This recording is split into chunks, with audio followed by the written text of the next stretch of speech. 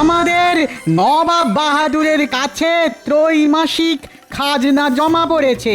কয়েকটি রাজ্য খুব তাড়াতাড়ি যথেষ্ট খাজনা দিয়েছে, কিন্তু কয়েকটি রাজ্য সেই দিক থেকে পিছিয়ে আছে। তাই নবাব বাহাদুর এগিয়ে থাকা রাজ্যকে পুরস্কৃত করবেন। সবার প্রথমে আমি ডেকে নেব কৃষ্ণনগরের রাজা কৃষ্ণচন্দ্রকে। বরাবরের মতো এবারও কৃষ্ণনগর থেকে আসা খাজনা আমার দরবারে অনেক আগে পৌঁছেছে এবং আমি তাতে ভীষণ খুশি। নবাব বাহাদুর উপহার স্বরূপ কৃষ্ণচন্দ্রকে তুলে দিচ্ছেন 1000 মোহর। সাবাস কৃষ্ণচন্দ্র, তোমার রাজ্যে এত ভালো ফলন, এত ভালো মৎস্য চাষ, উন্নয়নে আমি খুশি। এই নাও তোমার পুরস্কার। ধন্যবাদ ধন্যবাদ জাহাঁপনা, ধন্যবাদ।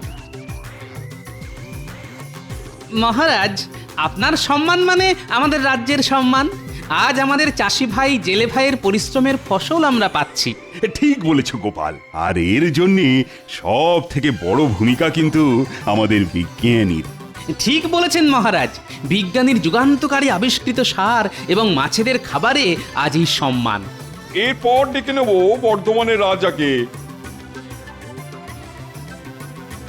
তোমরাও বেশ যথেষ্ট খাজনা দিয়েছো, তাই তোমরা পাবে 500 মোহর উপহার।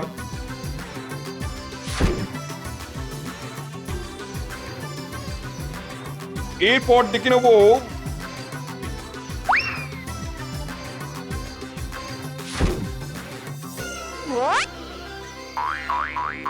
সব শেষে আসবে খাম্বাজ রাজ। খাম্বাজ রাজ্য থেকে এবার প্রাপ্ত খাজনার পরিমাণ খুবই নগণ্য, তাই শর্তানুযায়ী আমি খাম্বাজ রাজ্যের থেকে 500 বিঘা জমি শাস্তি স্বরূপ কেড়ে নিলাম।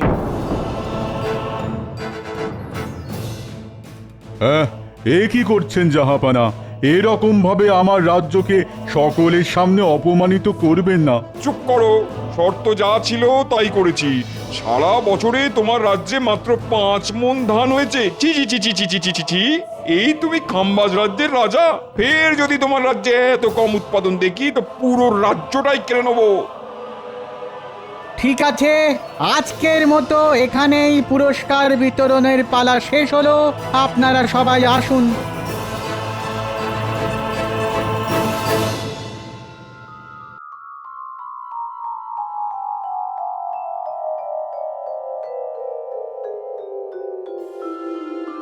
হায় হায় হায় হায় হায় হায়, আমার কি সর্বনাশ হলো! মহারাজ, এত সহজে ভেঙে পড়বেন না, আমাদেরকে ঘুরে দাঁড়াতেই হবে। কিন্তু ঘুরে দাঁড়াবো যে, তার জন্যে আমাদের তো সেরকম আবহাওয়া নয় যে যে আগামী 3 মাসের মধ্যেই মাঠে একেবারে সোনার ফসল ফলিয়ে দেব। দেখুন মহারাজ, কৃষ্ণচন্দ্রের রাজ্যের মাটি আর আমাদের রাজ্যের মাটির মধ্যে এমন কোনো আহামরি পার্থক্য নেই। তবুও কৃষ্ণচন্দ্রের রাজ্য আমাদের থেকে শতগুণে এগিয়ে। তার কারণ ওদের রাজ্যের জমিতে ব্যবহার করা সার এবং পরিচর্যা, পুকুরে দেওয়া মাছেদের খাবার, এই সব কারণেই ওই রাজ্যের উৎপাদন বেশি। তাহলে এক্ষুনি কৃষ্ণনগরের কাছে ওদের চাষ আবাদের পদ্ধতি বিস্তৃত বর্ণনা জানতে চেয়ে চিঠি লিখে পাঠাও। না মহারাজ, কৃষ্ণচন্দ্র কখনোই আমাদেরকে ওদের রাজ্যের সমৃদ্ধির গোপন রহস্য নিজে থেকে বলতে চাইবে না। তাছাড়া ছলে বলে কুশলে কৃষ্ণচন্দ্রকে রাজি করানো গেলেও মাঝে বাধা হয়ে দাঁড়াবে ওই গোপাল। তাই জন্য অন্য কোনো উপায়ে সব জানতে হবে। পেয়ে গেছি কোন মন্ত্রী।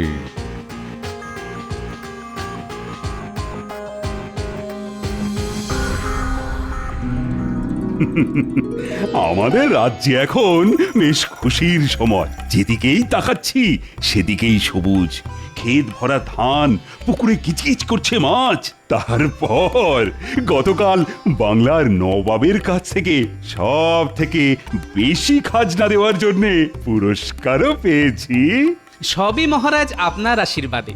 আপনার মতন প্রজাবৎসল রাজা না থাকলে আমাদের রাজ্যে এরকম উন্নতিই হতো না। গোপাল, তুমি তোমার তেল দেওয়াটা বন্ধ করো। হাটে তেলের দাম কিন্তু এখনো কমেনি। এই তোমরা একে অপরের পেছনে লাগাটা বন্ধ করো তো। আমি তোমাদেরকে একটা সুখবর শোনাতে চলেছি। তোমরা প্রত্যেকে নিজেদের কাজ সুষ্ঠুভাবে করো, তাহলে এর পরের বছরেও আমরা যথেষ্ট খাজনা জমা করতে পারবো।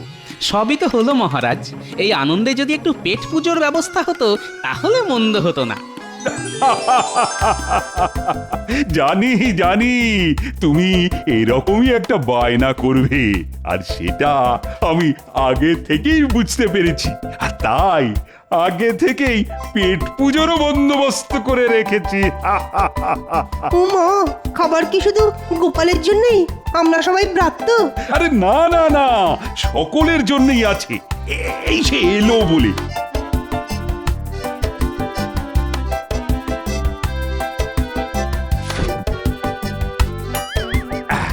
তোমাদের সকলের জন্য এক হাঁড়ি করে দই আর এক হাঁড়ি করে রসগোল্লার ব্যবস্থা করেছি, তাও আবার ভোলা ময়রার দোকানের।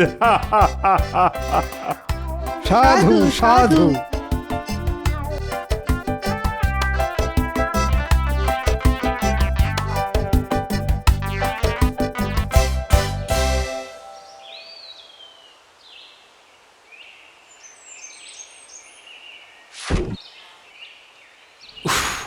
বাবা কি গরম! রসগোল্লা খাওয়ার জন্য মনটা কেমন আনচান আনচান করছে। এখনই কটা রসগোল্লা পেটে পুরে দিই।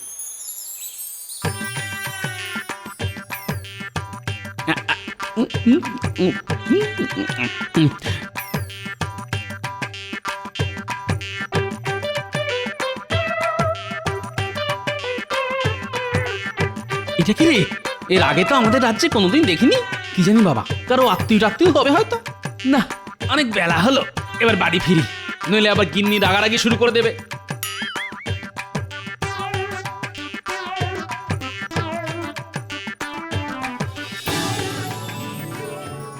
ওই গো, ও গিন্নি, কোথায় গেলে গো গিন্নি? ও আসছি গো আসছি, কানের মাথা খেয়ে নিল। এই দেখো গিন্নি কি এনেছি, দই রসগোল্লা মহারাজ দিয়েছেন। ওই দেখি দেখি দেখি, ইমা, এত বড় হাঁড়িতে মোটে একটা রসগোল্লা। এই মরেছে, খিদের চোটে তো সব খেয়ে ফেলেছি। কি গো চুপ করে আছো কেন? বাকি রসগোল্লা কোথায় গেল? ইয়ে না মানে, হ্যাঁ মানে ওই পথে আস্তে আস্তে খুব খিদে পেয়েছিল তো, তাই খেয়ে ফেলেছি গিন্নি। কি তুমি এটা পারলে? ঘরে একটা জল জ্যান্ত বউ থাকতে তুমি সব কটা রসগোল্লা খেয়ে নিতে পারলে? আহ গিন্নি, সব কটা তো খাইনি। দেখো দেখো, এখনো একটা রসগোল্লা তোমার জন্য আছে গিন্নি। ওটাও আমার জন্য রাখার কি দরকার ছিল শুনি? তুমি নিজেই তো খেয়ে নিতে পারতে। এই দেখো, রাগ করছো কেন? আমার আমার মান তো শোনা, রাগ করে না। গিন্নি, আমি তোমাকে ভোলার দোকানের রসগোল্লা কিনে খাওয়াবো। হ্যাঁ, রাগ করেন না শোনা মনা। ও গিন্নি, কি গো? ভাল লাগে না, যাও। এই ছাড়ো। ও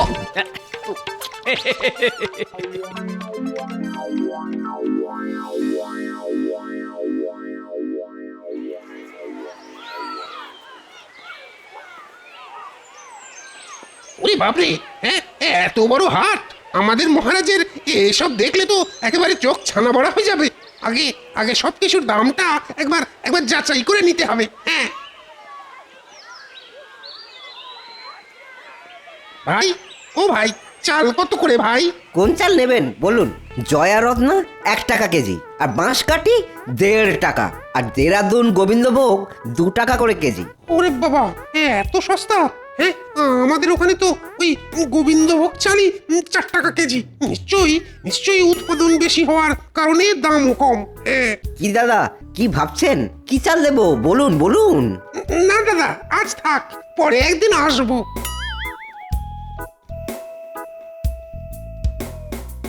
রুই কাতলা শিঙ্গি সব কম দামে 1 টাকা কেজি মাত্র। নিয়ে যান নিয়ে যান নিয়ে যান। ওরে বাবা, মাছও দেখছি জলের দরে বিক্রি হচ্ছে।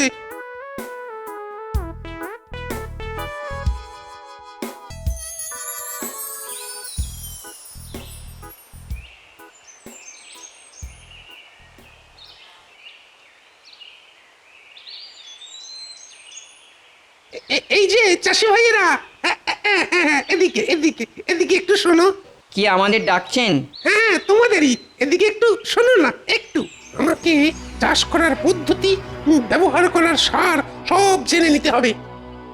বলুন বলুন কি বলবেন? বলছি, শোনো না, ওই আমারও না চাষ করার অনেক দিনের ইচ্ছে, ওই কিন্তু করতে পারছি না। কেন দাদা, জমির অভাব নাকি? না না, জমি আমার অনেক আছে, অনেক জমি। আমার শ্বশুর তো জমিদার, আর শ্বশুরের একমাত্র মেয়েকে আমি বিয়ে করেছি। তাহলে চাষ করুন, কে বারণ করেছে? ওখানেই তো মুশকিল ভাই, কি চাষ করব, কখন চাষ করব, সেটাই ঠিক মতো বুঝি না। তোমরা যদি একটু আমাকে বুঝিয়ে বলতে তাহলে খুব ভালো হতো। হা হা হা হা হা। এই ব্যাপার, চাষ খুব একটা কঠিন ব্যাপার না, তবে পরিচর্যাটাই আসল ব্যাপার। আমরা তো মোটামুটি 3 রকম ধান ফলাই, আউশ, আমন আর বোরো। আর শীতকালে রবি শস্য, গাজর, ফুলকপি, শাকসবজিও চাষ করি। বাহ বাহ, তোমরা কত কিছু জানো। এটাই তো আমাদের পেশা, আর আমরা জানবো না? আচ্ছা আচ্ছা, কিভাবে চাষ করো আর কি সার দাও? ধান চাষের ক্ষেত্রে প্রথমে তো বীজ ধান বুনতে হয়, তারপর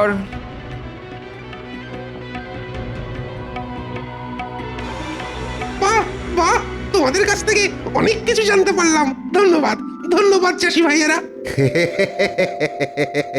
এতে এতে ধন্যবাদের কি আছে? হ্যাঁ, এবার শুধু মাছ চাষ করার পদ্ধতিটা রপ্ত করতে হবে, তারপর খাম্বাজ রাজকে সব একেবারে উগড়ে দেবো। হ্যাঁ,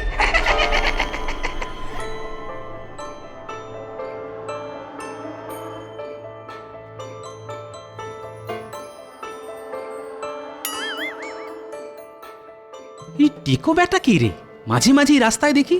যে হোক বাবা, আমায় এখন বাজার নিয়ে বাড়ি ফিরতে হবে, নইলে আবার গিন্নি অশান্তি শুরু করে দেবে।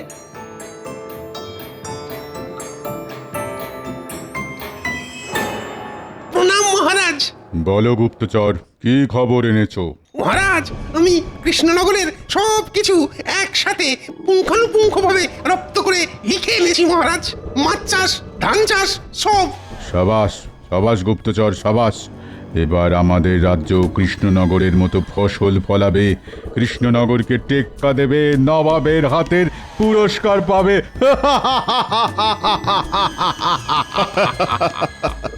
মহারাজ, চাষি ভাইদের সাথে আমি বেশ ভালো মতন বন্ধুত্ব করেছি। এরপর ওদের কাছ থেকে শীতকালের রবি শস্য চাষের পদ্ধতিও জেনে ফেলবো মহারাজ। সাবাস গুপ্তচর, তুমি এই টুলির মতো একেবারে কৃষ্ণনগরে সেঁটে যাও।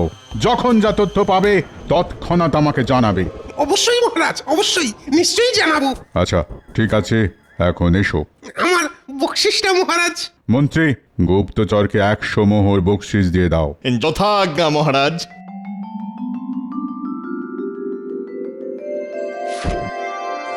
ধন্যবাদ মহারাজ, ধন্যবাদ মন্ত্রী মশাই।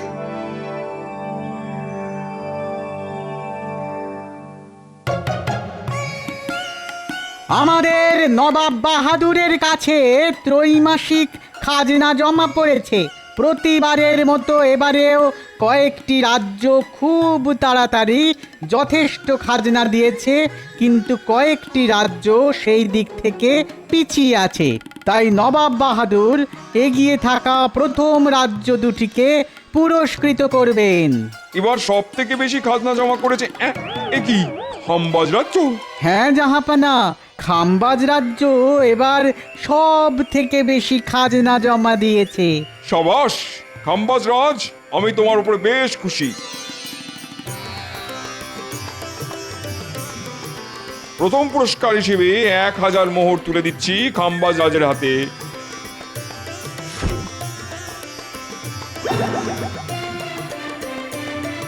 দ্বিতীয় পুরস্কার পাচ্ছে কৃষ্ণনগরের রাজা কৃষ্ণচন্দ্র। ছি ছি কৃষ্ণচন্দ্র, আমি তোমার কাছে এটা আশা করিনি। তুমি বরাবর সব থেকে বেশি খাজনা দাও, এবার কি করে খাম্বাজ রাজ্য তোমার রাজ্যের থেকে বেশি শস্য উৎপাদন করলো? হ্যাঁ, সেটা তো আমিও বুঝতে পারছি না।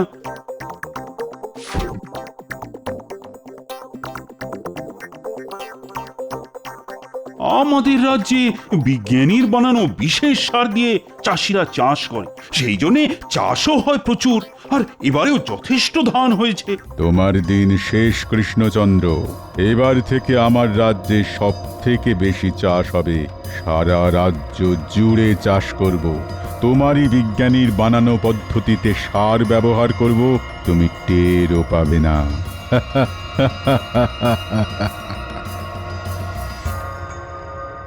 মহারাজ, আমাদের অতি সত্বর একটা ব্যবস্থা নিতে হবে, নইলে কিন্তু খুব মুশকিল হয়ে যাবে। আচ্ছা গোপাল, খাম্বাজ রাজের একটা কথা খেয়াল করলে? কোন কথা মহারাজ? ওই যে আমাদেরই বিজ্ঞানীর বানানো পদ্ধতিতে সার বানাবে আর আমাদের থেকেও বেশি চাষ করবে, কিন্তু খাম্বাজ রাজ সেটা জানবে কি করে? গুপ্তচর মারফতও জানতে পারে। ঠিক ঠিক বলেছ গোপাল, বিজ্ঞানী কখনো সার প্রস্তুতির কথা কাউকে বলে দেবে না। ওরা নিশ্চয়ই কোনো চাষির কাছ থেকে জেনেছে। এবার কোন চাষি কাকে কি বলেছে এত বড় রাজ্যে সেটা বোঝাও মুশকিল। গোপাল, তুমি এক কাজ করো, কোনো সন্দেহভাজন কাউকে দেখলেই তাকে যাচাই করো। যথা আজ্ঞা মহারাজ।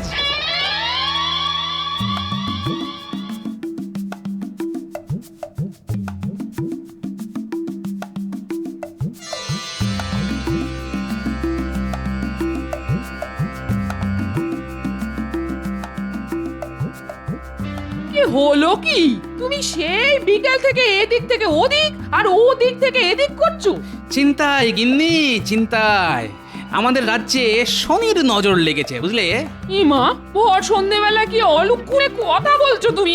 আরে অলুক্ষুনে নয় গো গিন্নি, সত্যি। আমাদের চাষিরা এত কষ্ট করে চাষ করে, তার ফলস্বরূপ আমরা প্রতি 3 মাস অন্তর ভালো মতন খাজনা নবাবকে দিতে পারি। কিন্তু এখন দেখছি খাম্বাজ রাজ্য জিতে যাচ্ছে। যে খাম্বাজ রাজ্যের নাম সবার নিচে থাকতো সে হচ্ছে প্রথম। উমা গো, এ কি সর্বনেশে কাণ্ড! হ্যাঁ, সর্বনাশ বলে সর্বনাশ, উনি আবার প্রকাশ্যে একরকম হুমকি দিয়েছে। ওরা আমাদের রাজ্যের উপায়ে সার বানিয়ে চাষ করবে, কিন্তু আমরা বুঝতেও পারবো না। ওমা, সে কি গো? তার মানে নিশ্চয়ই গোপনে গোপনে গুপ্তচর এসেছে আমাদের রাজ্যে। হ্যাঁ, কিন্তু কে সেই গুপ্তচর সেটাই জানতে হবে। হলেও হতে পারে, ওই লোকটা হলেও হতে পারে। কোন লোকটা? পরে বলবো গিন্নি, পরে বলবো। এখন দুটো খেতে দাও দেখি, খুব খিদে পেয়েছে।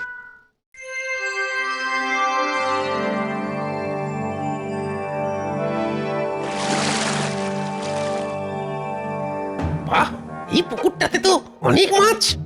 দাদা, কিসের চার দিয়েছেন মাছ ধরার জন্যে? এই তো ওই শুধু কেঁচো দিয়েই দাদা।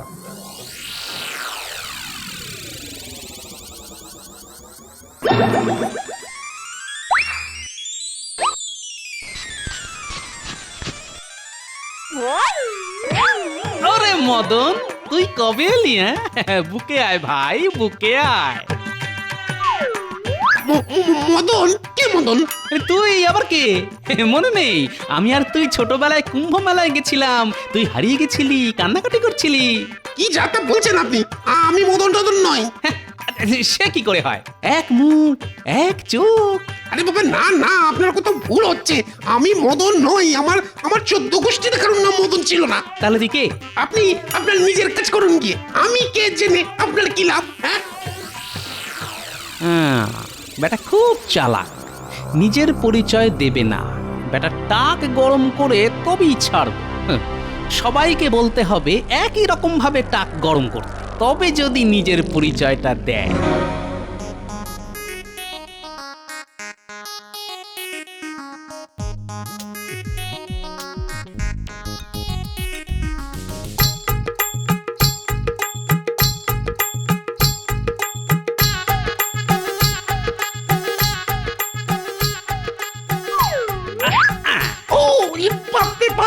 আরে মদনা, জানিস আজকে তোর মতন আরেকটা লোককে দেখলাম।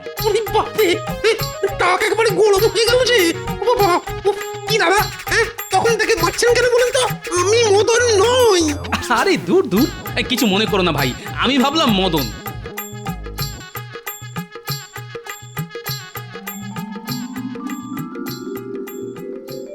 ও পুটির বাবা, এদিকে শোনো। কি বলো?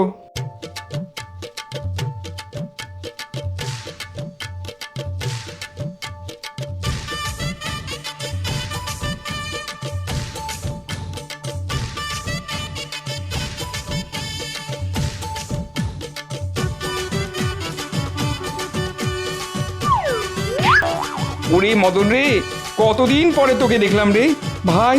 কবে এলি ভাই? আমাদের বাড়ি চল। কোথায় আছিস ভাই? দূর বাবা, কে মদন? কোথাকার মদন? হ্যাঁ, কি যাতা বলছিস তুই? তুই তো আমাদের হারিয়ে যাওয়া বন্ধু মদন। তোকে এরকম টাকে মারলে রেগে যেতিস।